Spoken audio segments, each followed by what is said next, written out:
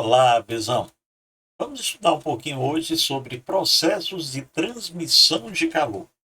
Vamos começar com o conceito de calor. O que é o calor? Calor é o processo de transferência de energia térmica, ou seja, energia térmica em trânsito, de um corpo para o outro ou de uma parte do corpo para outra, provocada por uma diferença de temperatura entre essas partes.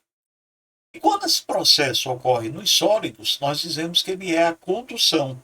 Nesse caso, nós não temos transporte de matéria. A energia ela é transmitida molécula a molécula através da vibração molecular que a gente vai ter. Então, as moléculas vão vibrando com o aumento da temperatura e transmitindo essa energia uma a uma. Quando a gente tem a condução, nós vamos ter o fluxo de calor, potência térmica, que é a quantidade de calor dividido pelo tempo. Quando a gente está usando essa quantidade de calor em joules e o tempo em segundo, joule por segundo é chamado de watt. Então, essa potência térmica vai ser medida em watt.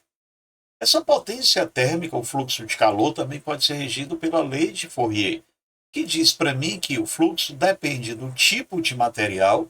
Então, no nosso caso, vai ser a constante de condutibilidade térmica desse material. A é a área do qual a gente vai ter essa exposição fazendo com que haja o transporte de energia térmica, módulo da variação de temperatura, e a temperatura maior menos a menor, já que o calor espontaneamente vai dar maior para menor temperatura. E esse fluxo ele é inversamente proporcional à espessura desse material. Então, o fluxo ele é a quantidade de calor pelo tempo, mas também é a condutibilidade vezes a área vezes o módulo da variação de temperatura dividido pela espessura. Quando nós temos líquidos e gases, nós temos um deslocamento da matéria. Então, tendo esse processo de propagação acompanhando do deslocamento do material, a gente vai ter a convecção. O que é que acontece com a maioria dos materiais? Quando a gente aquece, esse material ele vai e se expande, o volume aumenta. Como a massa é a mesma, a densidade diminui. O material fica mais leve e sobe. Quando esse material fica mais frio, há uma contração, o volume diminui, esse material fica mais denso e ele afunda. Professor Augusto, tem alguma exceção aí? Tem. Lembra que a água no intervalo de 4 a 0 graus Celsius, no resfriamento de 4 a 0, ela tem uma expansão. Então, a água a 4 graus ela é mais pesada do que a água a 0. Por isso que ela faz afundar. Ela vai ser uma exceção aí nesse processo de convecção. Quando eu tenho as brisas, o que é que acontece, por exemplo, se eu tenho areia e a água? A areia, ela troca de temperatura mais rápido, então ela aquece mais durante o dia. Ela gera uma região de baixa pressão, suga o ar que vem da água para a terra. Então eu tenho uma brisa marítima. Já à noite, quem está mais aquecido é a água, a baixa pressão já fica sobre a água. E aí eu vou ter o vento indo da terra para o mar, eu tenho uma brisa terrestre.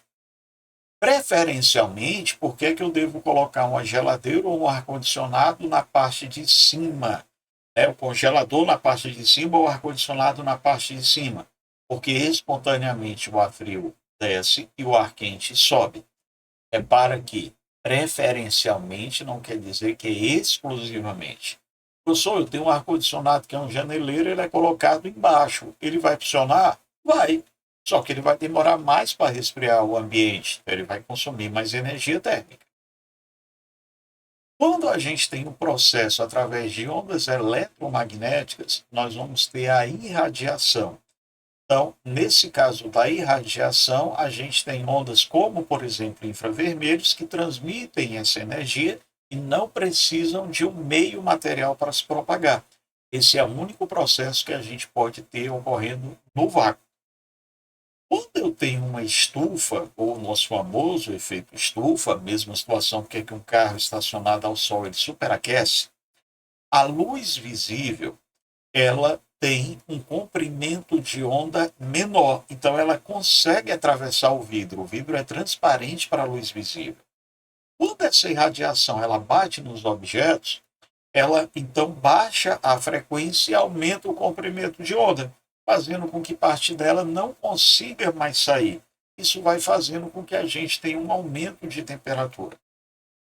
Se eu tenho um objeto claro e um objeto escuro, o escuro ele absorve todas as radiações.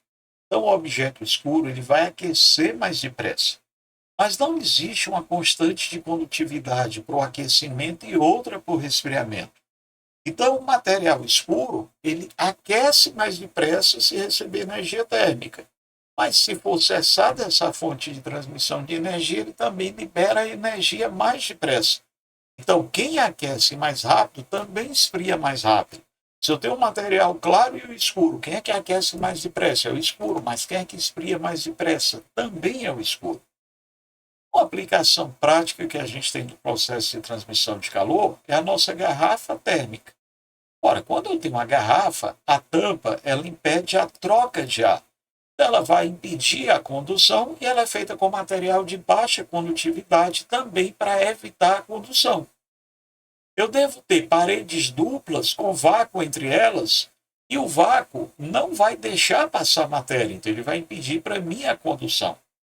O vidro espelhado entre as paredes impede a irradiação, provocando a reflexão.